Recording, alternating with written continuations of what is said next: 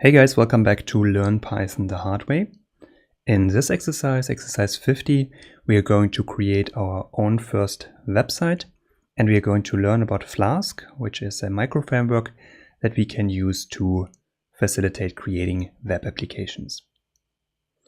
So this is close to the end of the Learn Python the Hard Way program, and this exercise and the two subsequent exercises will be more extensive. And ideally we should take a little bit more time to work on them. In general, we are going to use our virtual environment to install Flask and to work out of it, similar to how we did that in the previous exercises. So in order to do that, we first of all need to activate our virtual environment, and depending on whether you are using Linux, macOS or Windows, the commands are slightly different. So if you're using Linux or macOS, as I am here, what we're going to do is open our terminal, and then we are going to execute the command to actually activate our virtual environment. And once we have done that, we can see that we activated our virtual environment since we have the current directory here in front in parentheses. If instead you're using Windows, you can use Microsoft PowerShell here, and the command is similar but slightly different. You will have the same effect that you basically create that virtual environment. Now, once we are inside of that virtual environment, we can continue by actually installing Flask. And as we did before, we are still going to use pip to install our packages, and in this case to install Flask. So Flask is a web framework, and the term framework basically means some package that makes it easier for us to do something. So there are some predefined configurations and a certain setup that's already in place for us, so it makes it a lot easier to build on top of. And since there can be a lot of edge cases and a lot of specific scenarios that we want to deal with in terms of creating a web application, using such a framework can save a lot of time.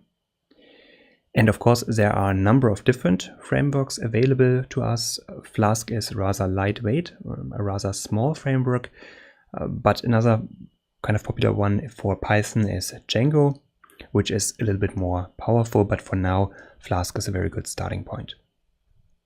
So in order to install Flask inside of our virtual environment, what we need to do is basically execute this command here. So if we are on Linux or macOS, we can simply type in sudo pip install Flask, and that's going to install Flask for us.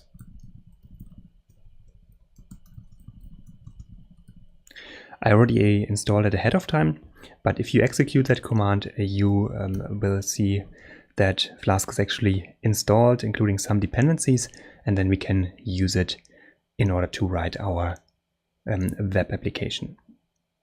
If you're using Windows, you can execute a similar command from PowerShell. You can basically just type in pip install Flask, and this will install Flask for you. Now, once Flask is installed, we can create a simple structure for our Flask application. So first of all, we need to switch over to our projects directory that we created in some of the previous exercises, and then we need to create a new directory here called goes-on-web for our web application, switch inside of that web application and create a number of different folders that we're going to use. So for instance, we are creating a goes-on-web folder here and also a tests folder that we can use going forward. And there are some things that are more specific to Flask, for example, a templates folder, which we are going to use in a bit. So I already created the goes-on-web folder, so we can just switch into that. And if we take a look at the different directories in here, we have a nice little structure here with the different folders that we can use for our Flask application. We also need to make sure that we create an init file inside of goes-on-web and inside of our tests folder, just in terms of the basic structure. If you're using Windows instead, the commands are slightly different, but we are still taking the same steps and creating the same directories basically and the same files. Once we created that structure, we can get started by creating our Flask application. And in order to do that, we basically need to create a new Python file called app.py inside of the folder we just created. So basically we should create this file here, app.py. And inside of that file, we want to import Flask as a module here. Then we are going to create this variable here that basically holds our Flask application. And then we have a method in here called hello world, which is connected to a route here. We are using a Python decorator to refer to the route path. And inside of our function here, we have a variable called greeting that just stores the value world. And then we are going to return hello, and we replace greeting with world in here. So that's basically the structure we have in here. And at the bottom, we have the command app run. So that's the basic structure we need in order to create a web application using Flask. So let's switch over. I'm using Visual Studio Code. So I'm going to type in code followed by app.py. And this is going to create or open a new file. I already created it ahead of time, and we need to fill out the relevant information. Now, once we have saved this file, what we need to do is to basically run our application, and we can do that again from the terminal. Inside of our directory here, we can run python app.py. And if we execute that, we can basically see that we are now running our Flask application on this URL here. So on this particular IP address and port 5000, which is a default port we are using in development mode. Now, following that link here, we can take a look at what that actually looks like, and we now see a local web application which prints out hello world. So at this point, we already have our application up and running.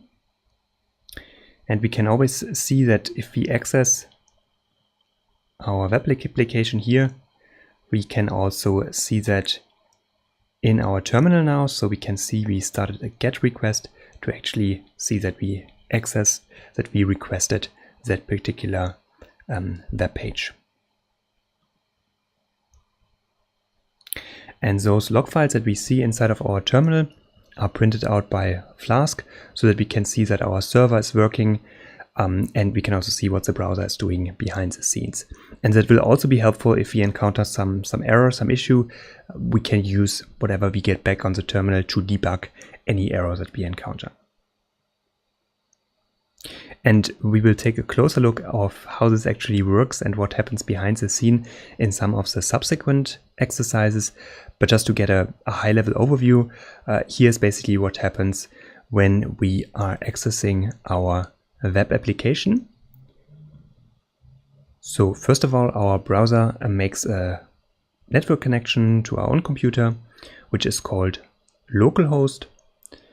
And that is basically the standard way of saying whatever our own computer is called on the network, and that uses port 5000.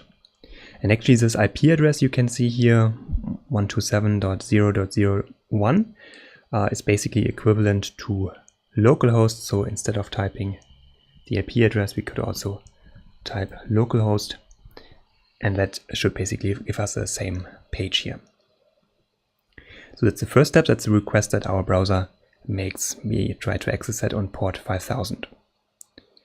So once it connects, it makes an HTTP request to the app.py application and asks for the root URL, which is basically the default URL on any website. And this is basically where we switch over to our application code here, and we can see we have this decorator here, app.route. So what should happen when we access that root here? So inside of app.py, we have a list of URLs and what functions they match. So the only one we have is basically that root page here. We're going to see an example of using index soon, but that basically means that whenever we access the root page so localhost 5000 / basically, then we get back whatever is defined in the function associated with that root URL. So in this case here, using app.route, this is our root, and when we access that, then this particular method here will be executed, so index, and that's basically where we define that variable world, and then we return back to the browser basically hello, comma, and then we render whatever is in greeting, which is world, which is why we get back hello, comma, world. Well, the next step, now that Flask has found def index, or in our case here,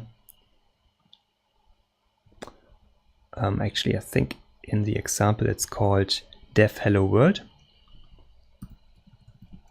Doesn't really matter what we call it at this point. It still works basically the same. Once we encounter that, then it calls it to actually handle the request, and the function runs and simply returns a string for what Flask should send to the browser, which is the return statement we just saw. And then eventually Flask has handled the request and sends this response to the browser, which is what we are seeing on the page.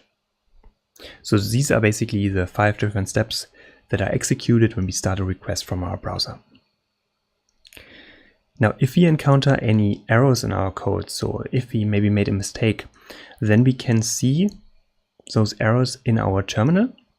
So if we switch over to our code here, and let's say we are removing the line here, the greetings variable, like this, and we save this change, now we are trying to return this string here, and we are referencing a variable that doesn't exist, so we should encounter an error. Let's just quickly take a look at that, and in order to do that, let's briefly terminate the connection here, which you can do by pressing Ctrl+C, and then we can run Python app.py again. So far we're not getting an error, but if we try to access that page again, we now see we get an internal server error, which is not that descriptive, but if we take another look at our terminal, we can see that we have a number of different error messages here showing up, and here at the bottom we see that we are trying to starting a GET request, and we get a 500 error back. And just above that we can see the actual cause of the error, so the name greeting that we are referencing in here is actually not defined. So that can be very helpful to take a look at the terminal to see what the issue, what the error is. That works pretty well, but there's an even better way to do that. We can activate the debugger mode inside of Flask, and that can help us basically print that out in a better way and to make it a little bit clearer what the actual error is. So in order to do that, we need to end our connection here again, and then we can run export flask_debug and set that equal to 1. And now we can run Python app.py again, so basically to restart our server. And we can see here we actually started our debugger now, so we are going to get more information. And if we now head over to our web page and reload it, we now get a more descriptive page back. So here we can see right away in our browser window that the name greeting is not defined, so we can directly see that within our browser. And if we take a look at the terminal, we can still see that information in our terminal as well. So that can be very helpful to get an overview and directly see within the browser what the issue is. And what the problem is. But we need to be a little bit careful, because we should never use such debugger information in an actual production environment, since if we do that, then somebody who attacks our server, who tries to maybe corrupt our application, may get access to some information that we don't want to make available. Because if we take a look at that here, the actual error is visible here, and we can also see some traceback here of the actual code, for example here, that is printed in here. So an attacker would have more information to actually compromise the security of our web application. So therefore, we should always make sure that we avoid using Flask debug on a production server and definitely deactivate that when we use it in production. Now we got our basic application up and running, but it's very simple. So we just printed out a single line, which also wasn't formatted properly. So to make that look a little bit nicer, we can get started working with templates and format it properly in a correctly displayed HTML page. And to do that, we are going to create a new folder, or actually we are going to use the templates folder that we created before, and inside of that folder we are going to create a new HTML file called index.html, which has a basic HTML structure. You can see that because we are starting our page here with the HTML tag and also end it that way. And then we have a head section here and the body section. And inside of the body section here, we have still the code we are printing out, so hello world, for instance. But we also have some styling going on here. So we are using some CSS to style our page in line. And you can see here we have those brackets here, basically those curly braces. And this is a templating engine that we are using called Jinja 2, that in the background we can use to insert some logic directly into our HTML page. And here we can see we basically have an if statement. So if we have a value for the variable greeting, then we want to print out this. If greeting is none, it's not defined, then instead we should return hello world. So let's do that. Let's switch over to our terminal. And if we take a look at our templates folder, we can see that we have index.html in there. So let's open that in our code editor just to take a closer look.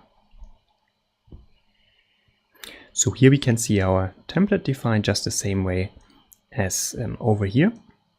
And now, of course, we need to make sure that we actually are using that template inside of our web application.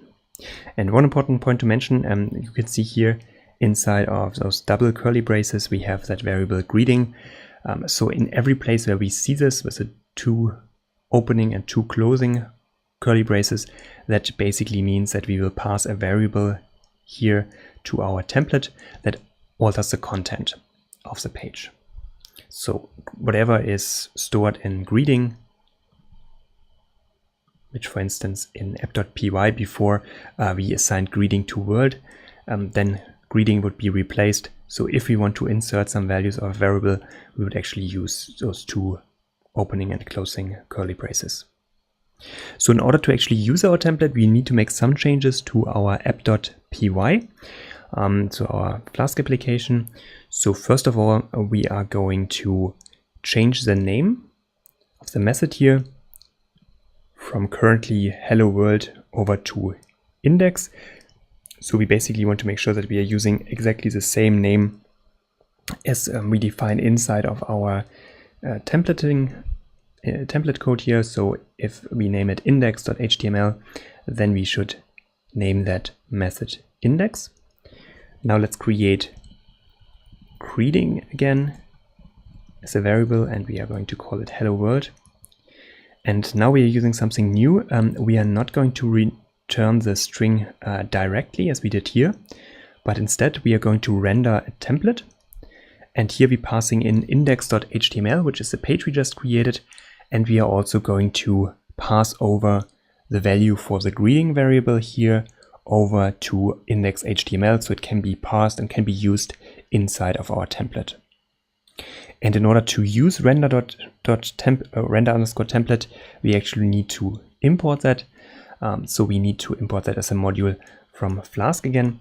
So here at the very top, we need to type from Flask import render template.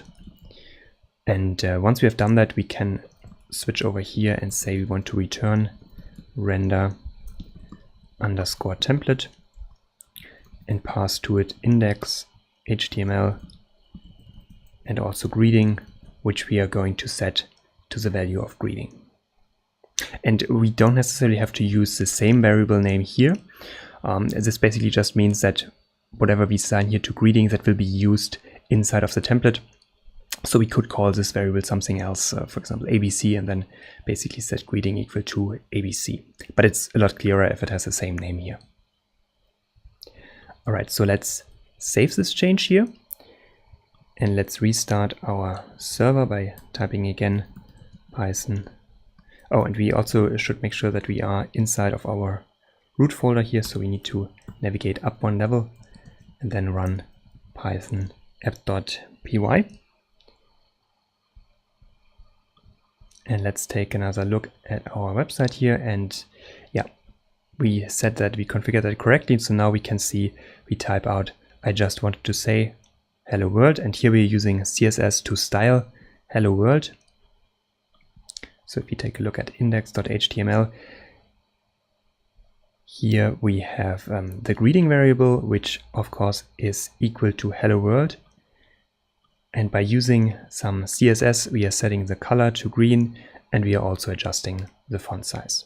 So this is how we can use some templates and then render the correct information. Now, and in addition to adjusting, for example, the styling, the color, and the font size, this is now also valid HTML, which we can see by going back to our web page here, right-clicking, and then selecting View Page Source. We can take a look at the underlying HTML, and now we can see we have valid HTML, which is basically exactly the same as we have here in our template. The only difference is that basically all the logic here, so if greeting, else, and if, that's basically rendered, so it's not visible inside of our web application, but because greeting had a value, we just take whatever was in the if statement here and ignore all the rest. That's why here in the HTML file we see I just wanted to say, and then we have the style here, and of course also greeting is replaced with hello world, which is why we see hello world in here. But this is now valid HTML, which is great. So we also have the correct structure in place. So let's take a closer look at what actually happens here. So inside of app.py, we have imported a new function named render template from our Flask module. So this is what we are doing here on top. So this render template is predefined, and that knows how to load HTML files out of the template directory. So that's basically some magic that Flask provides. It automatically knows where to basically pull that information from. So when we call render template and we pass index.html to it, it automatically knows to take a look at the templates folder and take a look at the file there. So that's the default setting for a Flask application. So later in our code, when the browser hits the dev index section, so here where we define our method, what's happening here, instead of just returning the string greeting as we did previously, we now call render template and pass the greeting to it as a variable, as we are doing right here. And this call to render template then loads the index.html file inside of the templates folder. Again, this is some magic that is basically happening behind the scene, which is a default configuration for any Flask application. And in this index.html template file, we basically have our HTML included, but the code that we placed between those markers is basically rendered. And whenever we have opening curly braces and then this % sign, that means we have some executable code, for example, if statements, or we could use loops, and so on and so forth. And when we have those double opening and double closing curly braces, then we know that we need to render that, and that rendered output is then shown on the web page. And what is used in the background here, which is actually the default for Flask, is Jinja 2. There's a separate documentation for that, so we can take a look at what is supported. We also have, of course, different examples for that, but this is the underlying templating engine that is being used to basically render any logic and it's basically the default that we use for Flask applications. So to get a little bit deeper into that, we can change the greeting variable and see what that does to our HTML page. So if we head back to our file here and we change hello world to maybe hello there, we save that. We need to briefly stop our server and restart it. And now it should happen that instead of seeing hello world, it should actually display hello there. So let's reload the page. We see it has been updated. So just by changing that variable here, we basically change the content of our web page. And we should also create another template named, for example, templates/foo.html, and we can also render that as before. So to do that, let's just briefly terminate our server here, and we can say we want to open or create foo.html. Of course, we need to create that inside of our templates folder again, and then we can create a basic structure here. So I already created a basic structure ahead of time. So here we can see if message. Let me just remove that for now. If message, then we can, for example, print out message provided, else we can print out no message. And of course, we could also turn that into valid HTML here by, for example, changing that to a paragraph. Like this. So let's save that. Now we created our second template file, foo.html. In order to use it inside of our application, what we need to do is we basically want to use a separate route. So we can say we want to use the route maybe /foo to display that. Let's define a new function. We can call it foo as well. And now we can, for example, say that we want to use a variable called message. And then again, we would say return render template. This time, of course, we want to render foo.html. And then, for example, we can pass to it message, and message is just the variable that we're using inside of that. So let's save those changes here.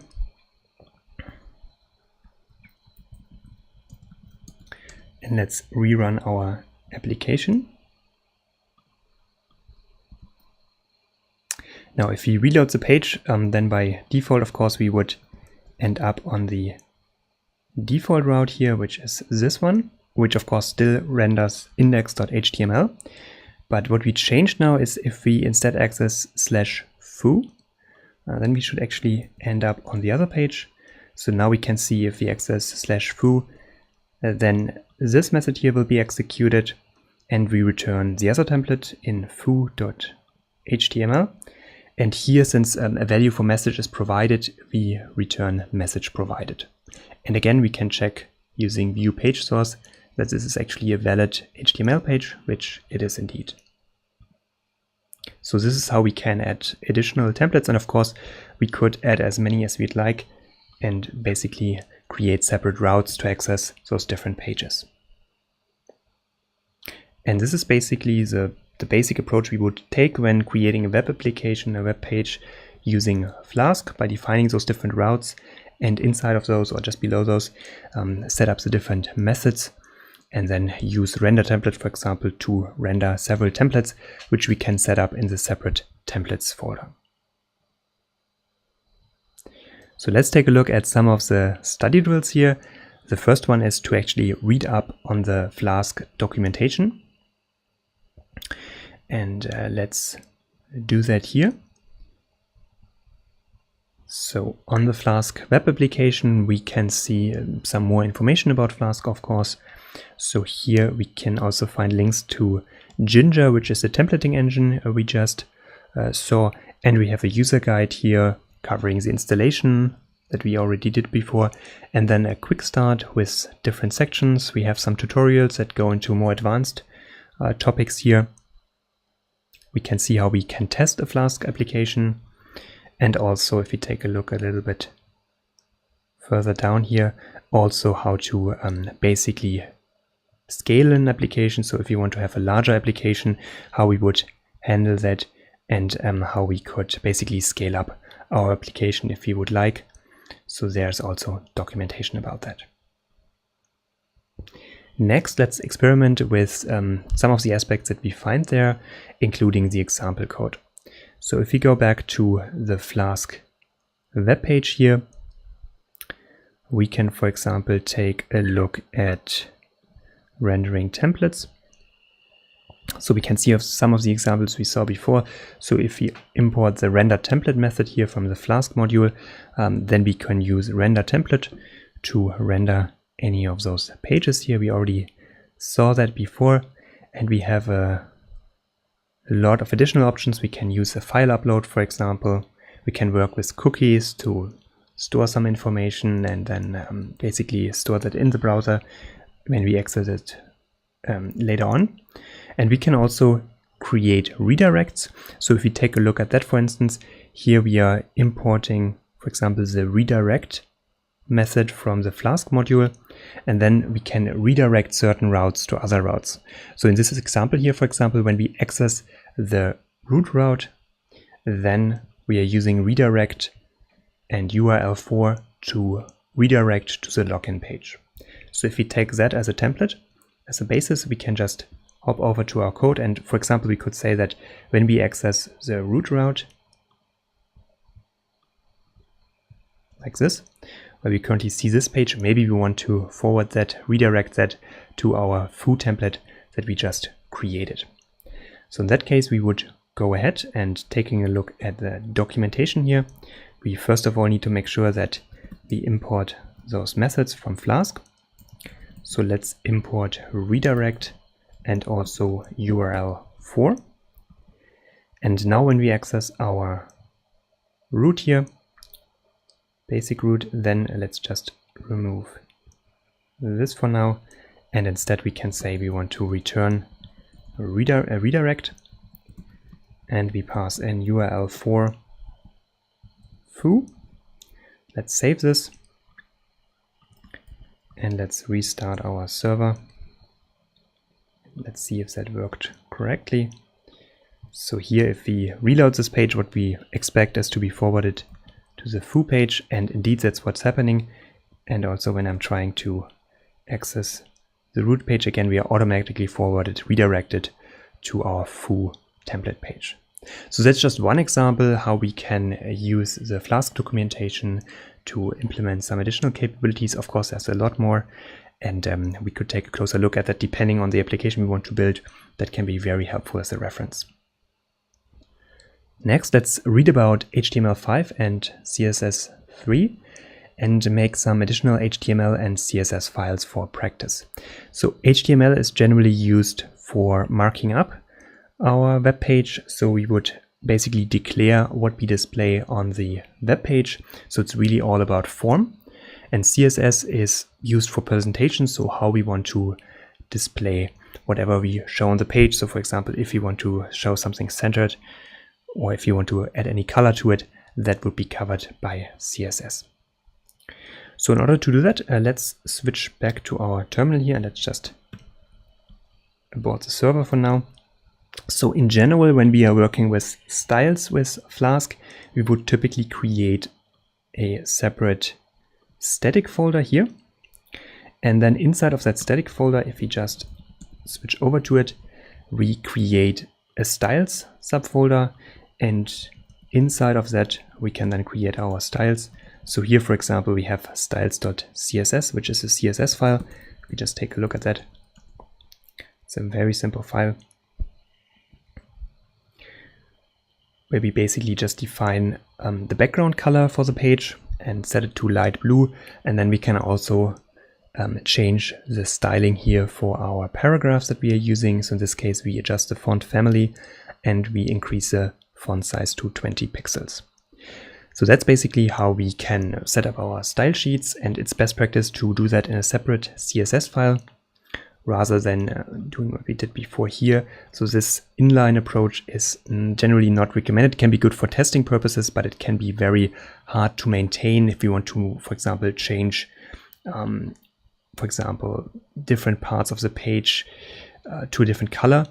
When we are using a separate external CSS file, we can just change that in one place and it will be updated wherever we are using that. If you are doing that inline, of course, it becomes a lot more difficult to do, and also the template file itself becomes more difficult to actually read. So let's actually style our foo template page. And to do that, we of course need to still reference our styles, the style sheet here. Okay, and in order to do that, what we basically want to do is we want to use the link tag here to reference a style sheet. And then we can link to that using an href tag. And here we're using URL4. We're referencing static, which is a folder in which we actually have our CSS file. And then we can add the file name. So in our case, it would be in the styles folder. And we actually called it styles.css. Let's save this change. And then we can switch over and restart our application here. And we always need to make sure that we are inside of the correct directory. So again, we are going to run python app.py. Let's go back to our page here, reload it, and now we can see we actually applied those CSS styles. So the background here is changed to light blue. We also changed the font type and the font size. So that's how we can use CSS and styling inside of Flask. And finally, if we know somebody who knows Django, which is another framework, which is a little bit more powerful and is willing to help, then we can consider doing this exercise and the two subsequent ones using Django instead of Flask. For now, we are going to use Flask because it's a very lightweight application that's actually very good for these smaller kind of websites. Let's take a look at some common student questions. So the first one is that user can't seem to connect to localhost 5000. If that's the case, then you can just access that website using the IP address. So localhost is basically equivalent to this particular IP address, again on port 5000, and then we should be able to access our web page. I can't find index.html or just about anything. If that's the case, then we are probably inside of an existing directory, for example, the bin directory. And we should make sure that we execute the commands from above the directory, so basically from the root directory of our project. And there we can type python app.py, and this is then going to start our web application. Why do we assign greeting to greeting when we call the template? So actually we are not assigning to greeting, we are setting a named parameter to give to the template. So that's sort of an assignment, but it only affects the call to the template function. So if we take a look again here to, for example, app.py, this is an example here. We are passing a message here, which is a name parameter, hello, over to message, which is then the variable being used inside of our template. And here we are using that variable again. So that's basically how we pass information over from our Python application over to the template we are using. And finally, I can't use port 5000 on my computer. So if that's the case, then we probably have an antivirus program installed that is using that port. In that case, we can try a different port. All right, that's it for exercise 50, and see you guys next time with exercise 51.